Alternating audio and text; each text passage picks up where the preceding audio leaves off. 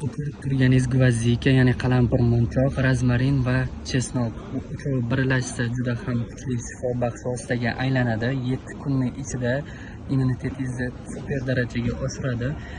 Qalampir munchoqni hamma biladi, immunitetni kuchaytiradi, ovqat hazm qilishni yaxshilaydi, balg'amni chiqaradi, shamollash, yo'talga qarshi moddalar almashinuvini tezlashtiradi, stressni o'rnini oladi.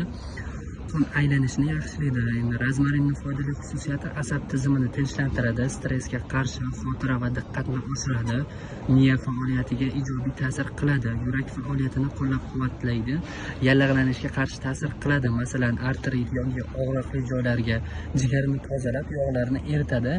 Chesnokni ham ko'pchilik biladi, kuchli antibakterial va virusga qarshi vosita, qon bosimini pasaytiradi, xolesterinni tushiradi, immunitetni oshiradi, parazitga qarshi ichaklarni tozalaydi. Bu uchalasini olasiz. 1 choy qoshiq quritilgan rozmarin, 3 dona qalampir munchoq, 1 dona yoki 2 dona mana shu chesnokni ezilganini olasiz. Bitta stakan qaynagan suv, hammasini aralashtirib, ustiga qaynagan suv quyasiz. 15 daqiqa damlab qo'yib, sovigandan keyin limon yoki asal qo'shsangiz ham bo'ladi. Ertalab yoki kechki payt ovqatdan keyin ichiladi.